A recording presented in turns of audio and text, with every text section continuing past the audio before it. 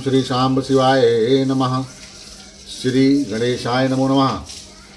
श्री शिव महापुराण के विद्येश्वर संहिता का अब 16वां अध्याय पढ़िए। 16वां अध्याय देखिए। मृत्तिका आदि से निर्मित देव प्रतिमाओं के पूजन की विधि, उनके लिए नैवेद्य का विचार, पूजन के विभिन्न उपचारों का फल, विशेष महीना, विशेष दिन, तिथि और नक्षत्र के योग में पूजन का विशेष फल तथा लिंग के वैज्ञानिक स्वरूप का वर्णन सुनिए।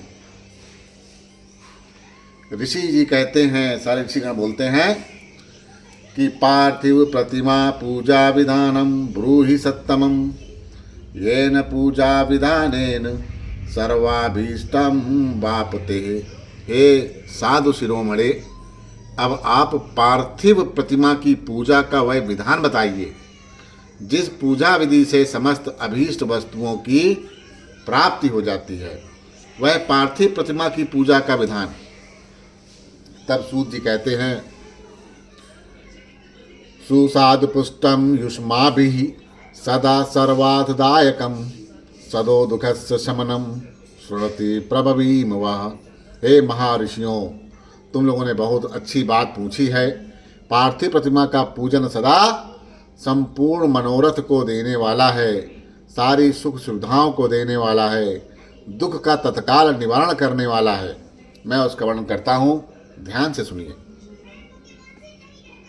अपमृत्युहरम काल मृत्यु चापी विनाशनम सदा कलत्र पुत्रादि निधन धान्य प्रदम दुजा अन्नादि भोज्य वस्त्रादि सर्वमुत्तपदत्ते यथा ततो मृदादि प्रतिमा पूजा भीष्ट प्रदा भुवि।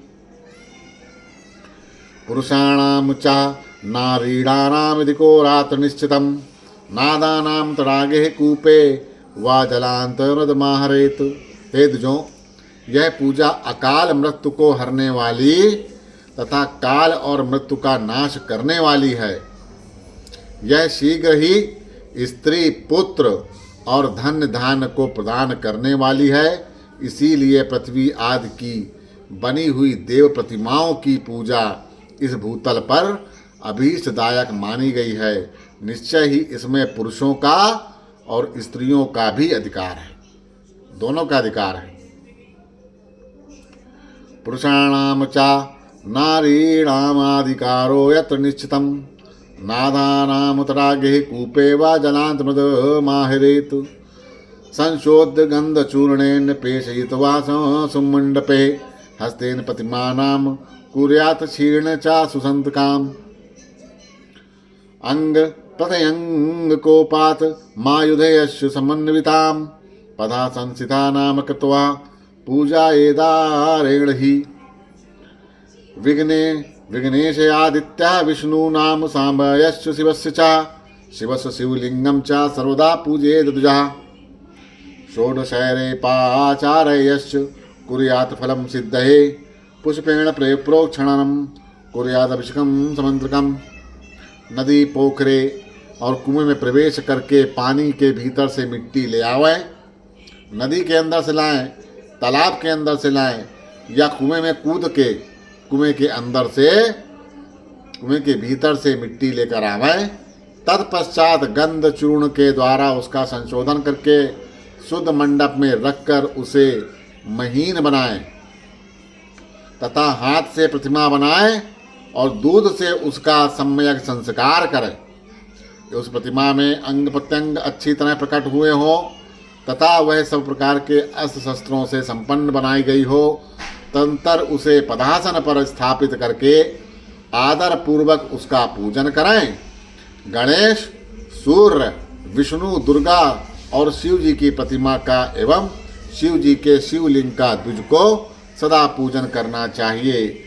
पूजा जनित फल की सिद्धि के लिए 16 उपचारों द्वारा पूजन करना चाहिए। 16 उपचारों द्वारा। विघ्नेशादित्य विष्णु नाम सामयस्य शिवस्य च शिवस्य शिवलिंगम च सर्वदा पूजयेत द्विजः। षोडशैर्पाचार्यस्य कुर्यात् तत्फलं सिद्धये पुष्पेण पोक्षणं कुर्यात् अभिषेकं समर्पणम्। शालन्नेव नैवेदं सर्वकूटवाममानता ग्रहेतु कुण्डवं गेयं मानुषे प्रस्थमीष्यते दैवे प्रस्थत्रं योग्यं स्वयंभू प्रस्थपञ्चकम् एवं पूर्णफलं विद्यादिकं वै द्वयं तयम् सहस्र पूजया सत्यम सत्यलोकम लभेत दुजा। पुष्प से प्रोक्षण और मंत्र पाठ पूर्वक अभिषेक करें। अग्नहनि के चावलों से नैवेद्य तैयार करें। सारा नैवेद्य एक कुंडव या लगभग पाव भर होना चाहिए। सारा नैवेद्य घर में पार्थिव पूजन के लिए एक कुंडव और बाहर किसी मनुष्य के द्वारा स्थापित शिवलिंग के पूजन के लिए एक प्रस्थ या शेर भर, घर के अंदर एक पाव और बाहर एक शेर भर नैवेद्य तैयार करना आवश्यक है, ऐसा जानना चाहिए। देवताओं के द्वारा स्थापित शिवलिंग के लिए 3 शेर नैवेद्य अर्पित करना उचित है और स्वयं प्रकट हुए लिंग के लिए 5 शेर नैवेद्य बनाना चाहिए, ऐसा अर्पित करना उचित है। और ऐसा करने से पूर्ण फल की प्राप्ति समझनी चाहिए। इससे दुगुना या तिगुना करने पर और अधिक फल प्राप्त होता है। इस प्रकार 1000 बार पूजन करने से द्विज सत्य लोक को प्राप्त कर लेता है। द्वादशांगुलायां द्विगुणं चाततोऽधिकं प्रमाणमङ्गलसह्यकं तदूर्वं पंचकत्रयम् प्रमाणं मङ्गलं सह्यकं तदूर्व पंचकत्रयम् आयोदारुकृतं पात्रं शिवमित्युच्यते बुधे तदष्टभागः प्रस्थः स्यात् चतुष्कुण्डवं मतं 10 प्रस्थं शतप्रस्थं सहस्रप्रस्थामेव च जल तैल आदि गंधानां यथा योग्यं च मानतः मानुष वर्ष शंभूनां महापूजते कथते 12 अंगुल चौड़ा द्वादशांगुलम याम दुगुणम च ततोधिकम 12 अंगुल चौड़ा और इससे दूना और 1 अंगुल अधिक अर्थात 25 अंगुल लंबा तथा 15 अंगुल ऊंचा जो लोहे या लकड़ी का बना हुआ पात्र होता है उसे विद्वान पुरुष शिव कहते हैं। उसका 8वां भाग प्रस्थ कहलाता है जो 4 कुडव के बराबर माना गया है। मनुष्य के द्वारा स्थापित शिवलिंग के लिए 10 प्रस्थ, ऋषियों के द्वारा स्थापित शिव के लिए 100 प्रस्थ और स्वयंभू शिवलिंग के लिए 1 सहस्त्र प्रस्थ नैवेद्य निवेदन किया जाए और जल तेल आदि और गंध द्रव्यों का भी यथा योग्य मात्रा रखी जाए तो यह उन शिवलिंगों की महापूजा बताई गई है।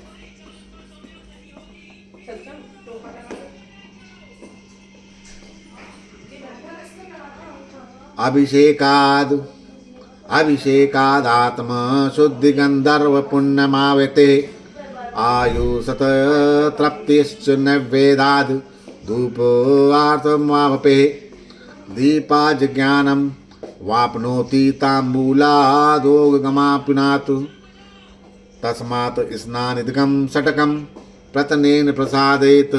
देवता का अभिषेक दात्म शुद्धि गंधर्व पुण्यमावते। देवताओं का अभिषेक करने से आत्मशुद्धि होती है, गंध से पुण्य की प्राप्ति, नैवेद्य अर्पण करने से आयु बढ़ती है और तृप्ति होती है, धूप निवेदन करने से धन की प्राप्ति होती है, दीप दिखाने से ज्ञान का उदय होता है और तांबूल समर्पण करने से भोग की उपलब्धि होती है। इसीलिए स्नान आदि 6 उपचारों को यत्नपूर्वक अर्पित करें। नमस्कारो जपश्चैव सर्वाभीष्ट प्रदाभुभौ पूजन्ते च सदा कार्यो भोगमोक्षो वार्ति भिन्न रहे सा पूज्य मनसा पूर्व कुर्यात् तत्सदा नरा देवानां पूजया चैव तत्तल्लोकं वाप्नुयात् तदा ओंतारं लोके च यथेष्टं भोगमाप्ते त्वादिशा शेषान प्रविच्छामि शृणुतु सद्यः द्विजा।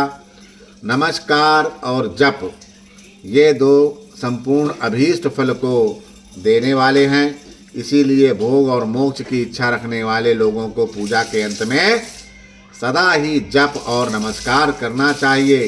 मनुष्य को चाहिए कि वह सदा पहले मन से पूजा करें, फिर उन उपचारों से पूजा करें। देवताओं की पूजा से उन देवताओं के लोक की प्राप्ति होती है तथा उनके अवान्तर लोक में भी यथेष्ट भोग की वस्तुएं उपलब्ध हैं।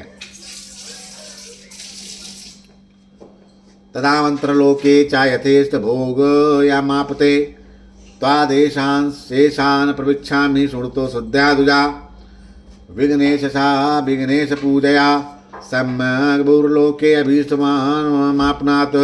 शुक्रवारे चतुर्थ्यांश स्थिते श्रवण भद्राके विषकृच्छे धनुर्मासे विघ्नेशं विधिव जायते शतं पूजा सहस्रं वा तत्संख्याकते वर्जनेत। देवग्नि सद्यः नित्यं पुत्रदं चेष्टं प्रणाम सर्वपाप प्रशनं तत् दुरति नाशनं। वार पूजाम शिव आदि दीनानां मत शुद्धि प्रदां विदु। तिथि नक्षत्र योगानंधारम सर्वकामिकम तथा वृद्धि क्षया भाव आत्म पूर्ण ब्रह्मात्मकम विदु। उदयाद्वयं वारो ब्रह्मा प्रभृति कर्मणाम तिथ्यादो देव पूजा ही पूर्ण भोग प्रदोषणाम। पूर्व भागा पितृणाम तू निशि युक्ता प्रसिद्ध है। हे द्विजों, अब मैं देव पूजा से प्राप्त होने वाले विशेष फलों का वर्णन करता हूँ, आप लोग श्रद्धापूर्वक सुनाएं। विघ्नराज गणेश की पूजा से भूलोक में उत्तम अभीष्ट वस्तु की प्राप्ति होती है। शुक्रवार को श्रावण और भाद्रपद मास की शुक्ल पक्ष की चतुर्थी को और पौष मास में शतभीषा नक्षत्र के आने पर विधि पूर्वक गणेश की पूजा करनी चाहिए। 100 या 1000 दिन में 100 या 1000 बार पूजा करें। देवता और अग्नि में श्रद्धा रखते हुए किया जाने वाला उनका नित्य पूजन मनुष्य को पुत्र एवं अभीष्ट वस्तु प्रदान करता है। वह समस्त पापों का शमन और भिन्न भिन्न दुष्कर्मों का विनाश करने वाला है। विभिन्न वारों में की हुई शिव आदि की पूजा को आत्मशुद्धि प्रदान करने वाला समझना चाहिए। वार या दिन तिथि नक्षत्र और योगों का आधार है। वार या दिन तिथि नक्षत्र और योगों का आधार है। वह समस्त कामनाओं को देने वाला है। उसमें वृद्धि और क्षय नहीं होता, इसीलिए उसे पूर्ण ब्रह्म स्वरूप मानना चाहिए। सूर्योदय काल से लेकर दूसरे सूर्योदय काल आने तक एक वार की स्थिति मानी जाती है और जो ब्राह्मण आदि सभी वर्णों के कर्मों का आधार है, विहित तिथि के पूर्व भाग में की हुई देव पूजा मनुष्य को पूर्ण भोग प्रदान करने वाली होती है। तथा वृद्धि क्षया भावत पूर्ण ब्रह्मात्मकम विदु। उदयायुधम वारो ब्रह्मा प्रभूति कर्मणाम तिथ्याद देव पूजा ही पूर्ण भोग प्रदानाम। पूर्व भागा पितॄणाम तो निशयुक्ता प्रशस्यते। पर भागस्तु देवानाम दिव्या युक्ता प्रशयते। उदय व्यापनी ग्राहा मध्याह यदि सा तिथि देवकारे तथा ग्रहाय स्थितिर्चादिका शुभा सम्यग्निवाचार्य वारादीन कुर्यात पूजा जापादिकम। यदि मध्याह्न के बाद तिथि का आरंभ होता है तो रात्रि युक्त तिथि का पूर्व भाग पितरों के श्राद्ध आदि कर्म के लिए उत्तम बताया जाता है।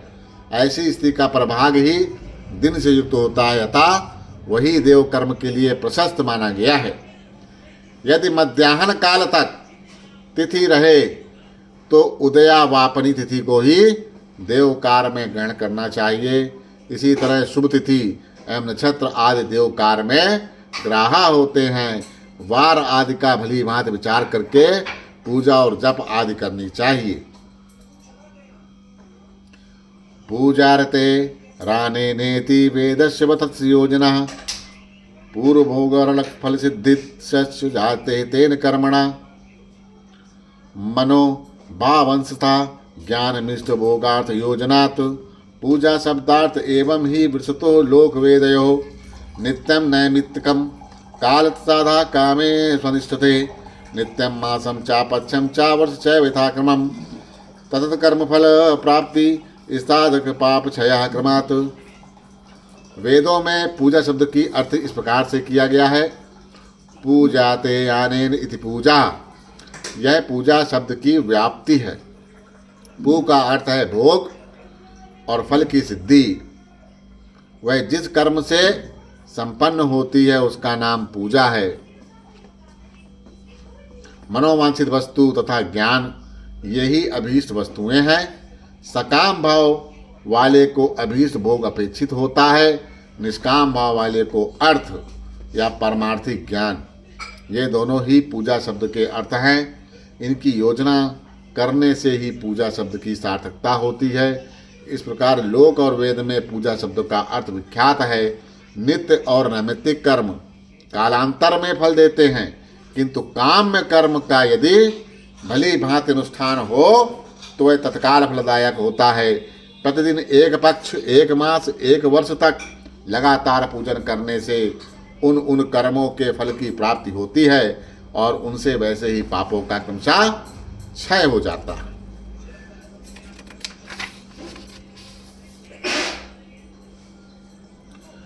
महागणपते पूजा चतुर्थया कृष्ण पक्ष के पक्ष पाप क्षयकारी पक्ष भोग फल प्रदा चैते चतुर्थया पूजा चा कृता मास फल प्रदा वर्ष भोग प्रदा गेया कृता वै सिंह भाद्र के श्रवणायादित्यारे चा सप्तमया नाम हस्तभे दिने। प्रत्येक महीने के कृष्ण पक्ष की चतुर्थी तिथि को की हुई महागणपति की पूजा एक पक्ष के पाप का नाश करने वाली है और एक पक्ष तक उत्तम भोग रूपी फल प्रदान करने वाली होती है। चैत्र मास में चतुर्थी को की हुई पूजा एक मास तक किए गए पूजन का फल देने वाली होती है और जब सूर्य सिंह राशि पर स्थित हो जाए उस समय भाद्रपद मास की चतुर्थी को की हुई गणेश की पूजा को एक वर्ष तक मनोवांछित भोग प्रदान करने वाला जानना चाहिए। वर्ष भोग प्रदा गेया कृता वै सिंह भाद्र के श्रवणादित्यवारे चा सप्तया नाम हस्तभे दिने माघ शुक्ले चा सप्तम्याम आदित्यम यजनम चरेत देश भद्र का भद्रक सौम्य चा द्वादश्यानाम श्रवणार्चके कृतम श्री विष्णु यजनम मिष्टम संपत्त करम विदु श्रावणे विष्णु यजनम मिष्टारोग्यम प्रदम भवेत गावादिद्वंदनाशनार्थ सांग दत्वा तु यत्फलम तत्फलम सामनयोति तद्दश्यम विष्णु तत्प्रणात् द्वादश शान विप्राम विष्णु द्वादश नामता षोडशारेपचारे यस्य यजे तत्प्रीति मा पुनात् एवं च सर्वदेवानां तद्द्वादशं नाम कहे द्वादश ब्रह्मा यजनम तत्प्रीतिकरम प्रभेत। सावन के महीने में श्रावण मास के रविवार को हस्त नक्षत्र से युक्त सप्तमी तिथि को तथा माघ शुक्ल सप्तमी को भगवान सूर्य का यजन पूजन करना चाहिए।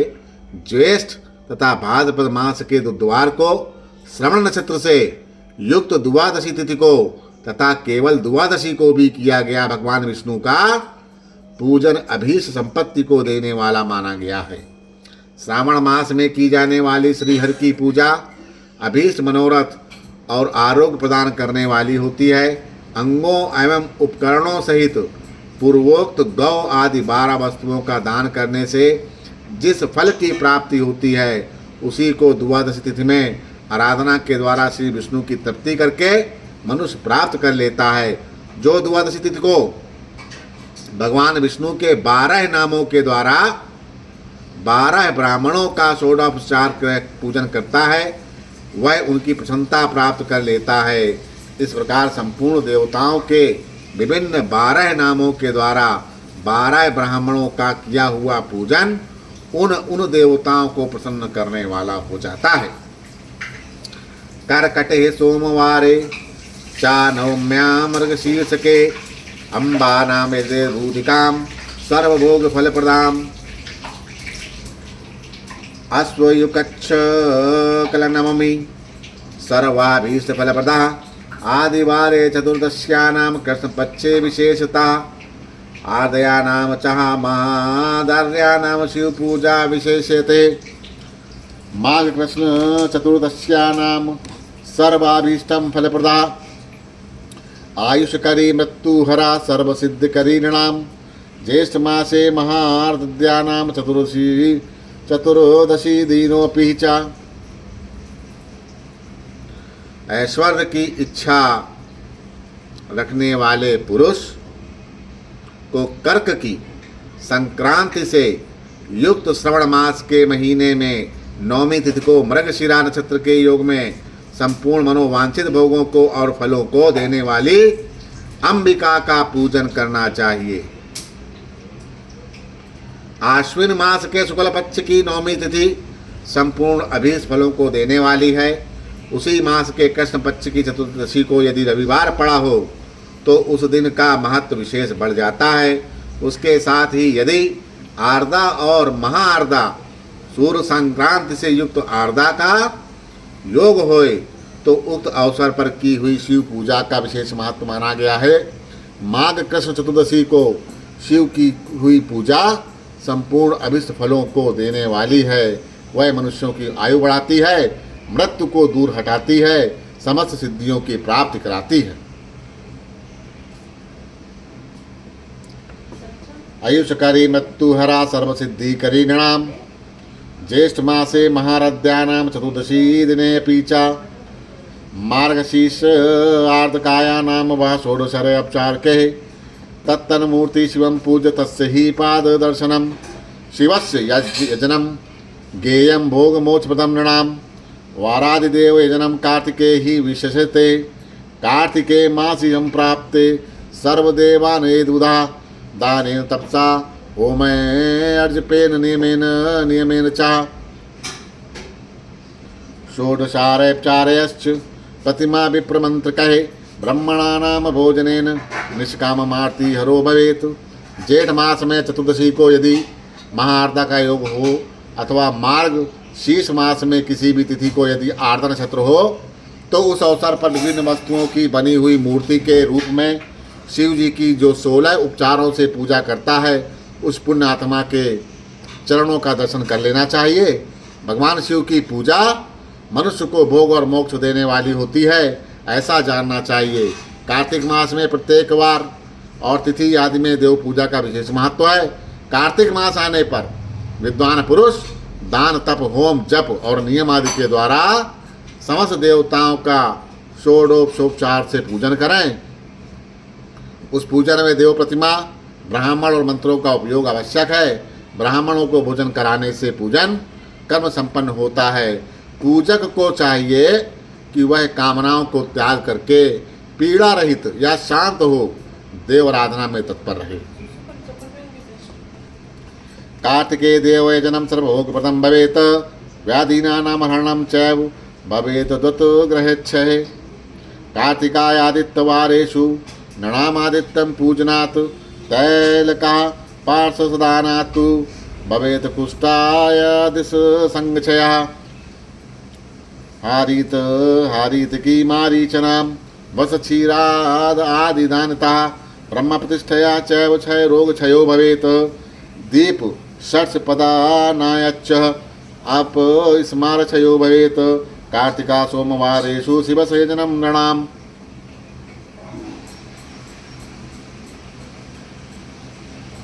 महादरिद्र शमनं सर्वसंपत्करं भवेत् ग्रह क्षेत्र आदियानच्च ग्रहोपकारान्ना कार्तिका भौमवारेषु स्कंदयस्य यज्ञानां दीपघंटायादिदनादे वाक्य सिद्धि चिराद्वैत। कार्तिक मास में देवताओं का यजन पूजन समस्त भोग को देने वाला है। यह व्याधियों को हरने वाला है और भूत तथा ग्रहों का विनाश करने वाला है। कार्तिक मास के रविवार को भगवान सूर्य की पूजा करना, तेल आदि कपास का दान करने से मनुष्य के कोढ़ आदि रोगों का नाश हो जाता है।